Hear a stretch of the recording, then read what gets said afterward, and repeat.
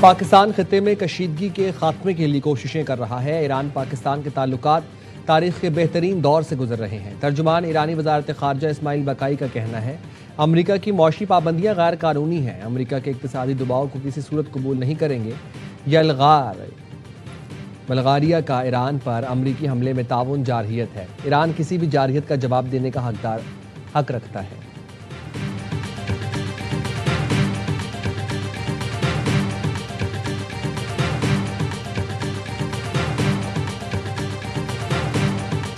وزیر اعظم شہباز شریف سے وزیر اعلیٰ سندھ مراد علی شاہ کی ملاقات۔ سندھ کے امور اور ترقیاتی منصوبوں پر بات چیت، باہمی دلچسپی کے امور اور سیاسی معاملات پر بھی گفتگو، سیاسی رواداری اور مشاورت قائم رکھنے پر اتفاق۔ ملاقات میں رانا ثناء اللہ، محمد اورنگزیب، اعظم نذیر تارڑ، آہا چیمہ، شہزاد فاطمہ، علی پرویز ملک بھی موجود تھے۔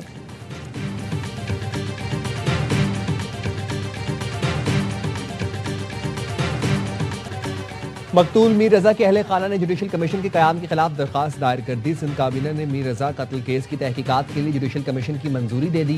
میر رضا کے ورثاء JIT بنانے کے لیے پٹیشن فائل کر دی۔ میر رضا قتل کیس کی جوڈیشل مجسٹریٹ شرقی کی عدالت میں سماعت۔ تفتیشی افسر نے رپورٹ جمع کروانے کے لیے مزید مہلت مانگ لی۔ کہا موبائل فون اور دیگر اشیاء کی فورینزک رپورٹ آنا باقی ہے۔ عدالت کا 7 ستمبر تک رپورٹ جمع کروانے کا حکم۔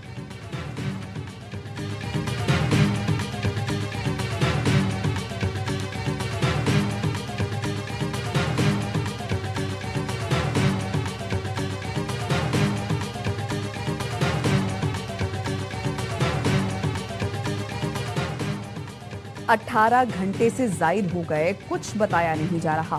ہم نے وزیر اعلیٰ سندھ کے خط میں 24 سوال لکھ کر دیے تھے، ابھی تک کسی سوال کا جواب نہیں دیا گیا۔ مقتول میر رضا کے وکیل جبران ناصر کہتے ہیں میر رضا کا ایک ہی بزنس پارٹنر ہے۔ میر رضا کے ڈیجیٹل اور بینک اکاؤنٹس کی تفصیلات تبدیل کی گئیں۔ 28 جولائی کی 5 بجے سے 10 بجے تک کی فوٹیج ہمیں ابھی تک نہیں ملی۔ 29 جولائی کی فوٹیج بھی ہم سے شیئر نہیں کی گئی۔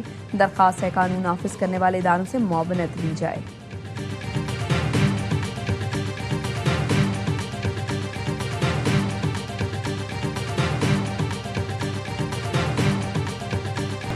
آزاد کشمیر میں حکومت سازی کے لیے نون لیگ کے پیپلز پارٹی سے بیک ڈور رابطے۔ پی پی ذرائع کے مطابق نون لیگ نے پیپلز پارٹی کو صدر آزاد کشمیر اور ڈپٹی اسپیکر کے عہدوں کی پیشکش کی۔ پی پی قیادت نے پیشکش مسترد کر دی۔ پیپلز پارٹی نے آزاد کشمیر اسمبلی میں اپوزیشن بینچز پر بیٹھنے کا فیصلہ کیا ہے۔ پی پی وزیر اعظم، speaker, deputy speaker Azad Kashmir کے لیے امیدوار کھڑا کرے گی۔ نون لیگ سے بات چیت بعض حلقوں میں ری الیکشن سے مشروط ہے۔ نون لیگ نے مظفر آباد مذاکرات کے تسلیم شدہ نکات پر عمل نہیں کیا۔ آزاد کشمیر قانون ساز اسمبلی کے اسپیکر، ڈپٹی اسپیکر کا انتخاب آج ہوگا۔ 9 منتخب ممبران اسمبلی بھی آج حلف اٹھائیں گے۔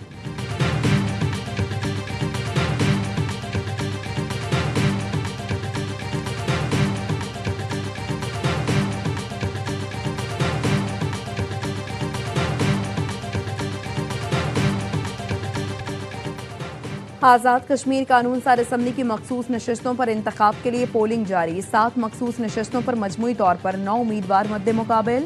پولنگ دوپہر 1 بجے تک اسمبلی ہال میں ہوگی۔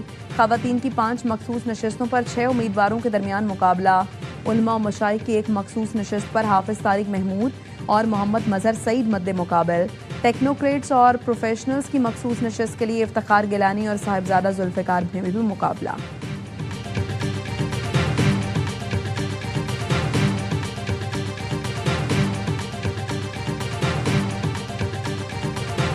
فیلڈ مارشل سید عاصم منیر آج تہران جائیں گے۔ ترجمان ایرانی وزارت خارجہ اسماعیل بقائی کہتے ہیں ایران کے دورے میں فیلڈ مارشل ایرانی اعلیٰ حکام سے اہم ملاقاتوں میں علاقائی امن و سلامتی پر گفتگو کریں گے۔ دورے کا مقصد 2 طرفہ تعاون کو مضبوط بنانا اور امن و سلامتی کے لیے پاکستان کی تعمیری کوششیں جاری رکھنا ہے۔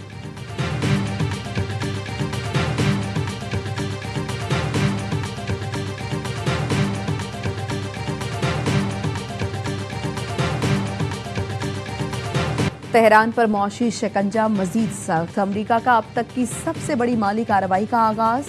فیصلہ کن اقتصادی ایکشن آج سے شروع کرنے کا اعلان کر دیا۔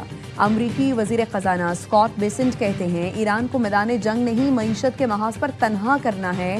ایران کے ساتھ جنگ کا یہ آخری مرحلہ ہے۔ آج سے اقتصادی ڈی ڈے کا آغاز ہو رہا ہے۔ ہمارا مقصد بالکل واضح ہے، ایران کی ظالم حکومت کو سہارا دینے والی ہر معاشی لائف لائن کاٹ دینا۔ یہاں تک کہ تہران مکمل طور پر تنہا رہ جائے۔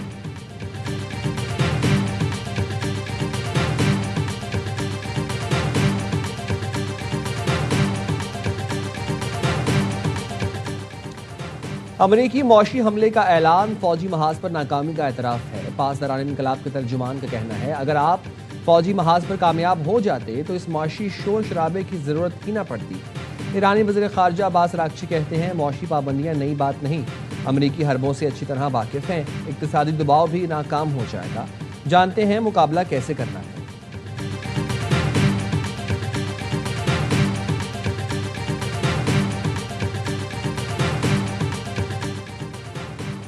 امریکی فوج کی ایران کے خلاف بحری ناکہ بندی بدستور جاری۔ امریکی سینٹرل کمانڈ کے مطابق گزشتہ ماہ بحری ناکہ بندی دوبارہ نافذ کیے جانے کے بعد سے اب تک 70 تجارتی جہازوں کا رخ موڑا جا چکا۔ وارننگ نظر انداز کرنے والے 3 بحری جہازوں کو ناکارہ بنایا گیا اور 2 پر سوار ہو کر تلاشی لی گئی۔ ایرانی پارلیمنٹ نے آبِ ہرمز میں خدمات کے عوض جہازوں سے فیس وصولی کا بل منظور کر لیا۔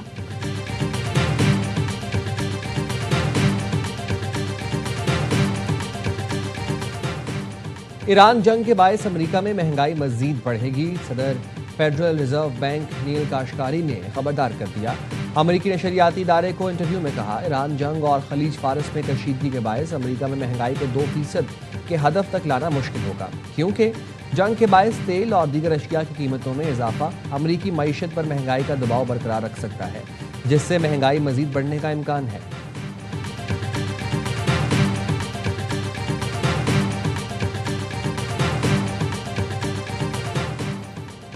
نائب وزیر اعظم اسحاق ڈار 5 روزہ دورے پر برطانیہ پہنچ گئے۔ ترجمان دفتر خارجہ کا کہنا ہے اسحاق ڈار برطانوی وزیر خارجہ، وزیر مملکت برائے پاکستان اور دیگر اعلیٰ حکام سے بھی ملاقاتیں کریں گے۔ نائب وزیر اعظم کی انٹرنیشنل میری ٹائم آرگنائزیشن کے سیکرٹری جنرل سے بھی ملاقات ہوگی۔ علاقائی بحری سلامتی سے متعلق امور پر تبادلہ خیال کیا جائے گا۔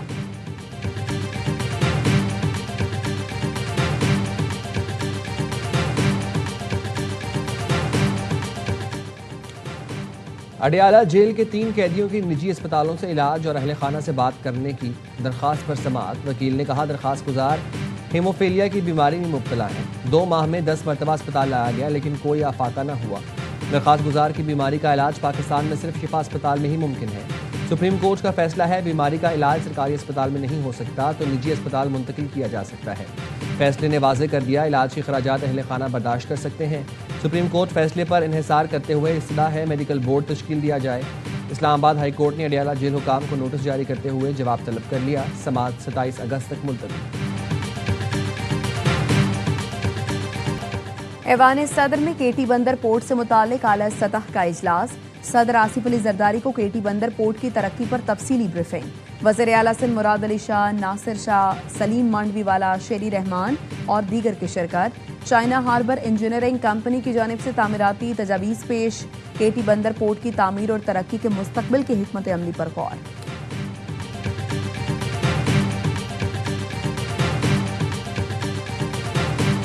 امیر جماعت اسلامی کا 12 ربیع الاول کے بعد ملک گیر شٹر ڈاؤن ہڑتال کا اعلان۔ حافظ نعیم الرحمان کا لاہور دھرنے سے خطاب، کہا شوق پورا کرنے کی طرف مت آنا ورنہ پورا لاہور بند کر دیں گے۔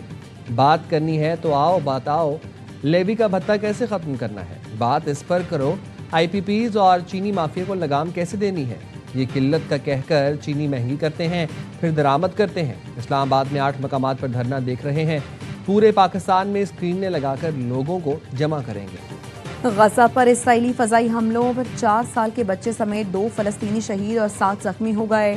غزہ کے وسطی علاقے میں ایک عمارت کو نشانہ بنایا گیا۔ حملے کے بعد دھاتی ٹکڑے پورے علاقے میں پھیل گئے۔ فلسطینی وزارت صحت کے مطابق دوسرا فضائی حملہ نصیرات پناہ گزین کیمپ میں کیا گیا۔ یورپی یونین نے اسرائیل کے ایون آباد کاری منصوبے کی مخالفت کر دی۔ ٹینڈر واپس لینے کا مطالبہ۔ یورپی یونین کے اعلیٰ نمائندے کا کہنا ہے اسرائیلی آباد کاریاں غیر قانونی ہیں۔ برطانیہ نے بھی نئے یہودی آباد کاری منصوبے کی مذمت کی اور اسرائیلی ناظم الامور کو طلب کر کے احتجاج کیا تھا۔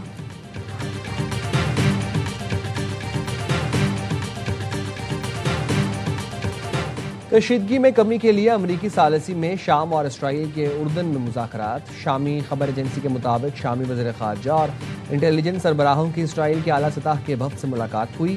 شام نے موقف دہرایا گولان کی پہاڑیاں مقبوضہ شامی علاقہ ہیں، فوری ترجیح 1974 کے معاہدے پر عمل درآمد کرنا ہے۔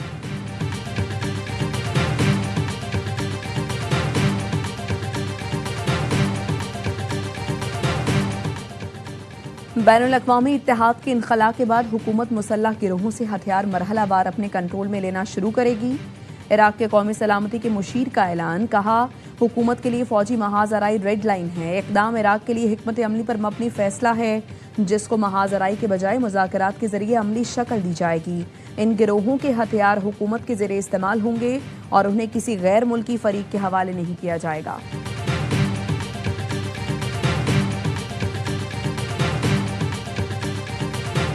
پنجاب میں موسم گرما کی تعطیلات کے بعد سکول کھل گئے۔ وزیر تعلیم رانا سکندر حیات نے طلباء کو خوش آمدید کہا۔ رانا سکندر کا کہنا تھا، نئی توانائی کے ساتھ سیکھنے کا سفر وہیں سے آگے بڑھے گا جہاں رکا تھا۔ ہر بچے کو سکول تک لانا ہماری مشترکہ ذمہ داری ہے۔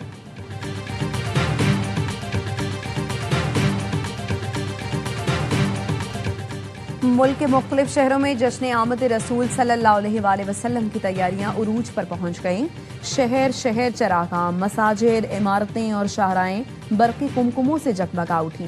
لاہور میں عید میلاد النبی صلی اللہ علیہ وآلہ وسلم عقیدت اور احترام سے منانے کی تیاریاں، مسجدیں، سڑکیں اور گھر برقی کمکموں سے سجا دیے گئے۔ کراچی میں بھی جشن آمد رسول صلی اللہ علیہ وآلہ وسلم کا جوش و خروش مسجدوں، سڑکوں، گلیوں اور گھروں میں شاندار سجا۔ پہلے ٹیسٹ کی شکست کا بدلہ چکانا ہے تو لارڈز میں انگلینڈ کو ہرانا ہے۔ پاکستانی ٹیم دوسرے ٹیسٹ کے لیے آج لیڈ سے لندن جائے گی۔ لارڈ ٹیسٹ میں پاکستانی ٹیم میں تبدیلیوں کا امکان، بابر اعظم کی واپسی فٹنس سے مشروط، حتمی فیصلہ انجری دیکھ کر کیا جائے گا۔ محمد رضوان کی جگہ غازی غوری کو کھلائے جانے پر بھی غور، کنڈیشنز دیکھ کر 2 اسپنر کھلانے کا فیصلہ کیا جائے گا۔ لارڈز میں پاکستان کا ریکارڈ بہتر، 15 میں سے 5 ٹیسٹ جیتے، 6 برابر کیے، صرف 4 میں شکست ہوئی۔ دوسرا ٹیسٹ جمعرات سے شروع ہوگا۔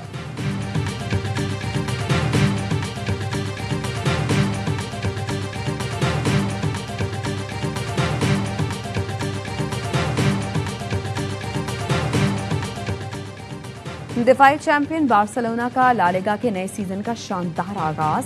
بارسلونا نے پہلے میچ میں ایلچے کو 5-0 سے آؤٹ کلاس کیا۔ رافنہا اور فارمین لوپس نے 2-2 گول سکور کیے۔ اور سٹار گلوکار سجاد علی آج اپنی 60ویں سالگرہ منا رہے ہیں۔ پاپ اور کلاسیکل گلوکار سجاد علی نے جو بھی گایا مداحوں کے دلوں میں گھر کر گیا۔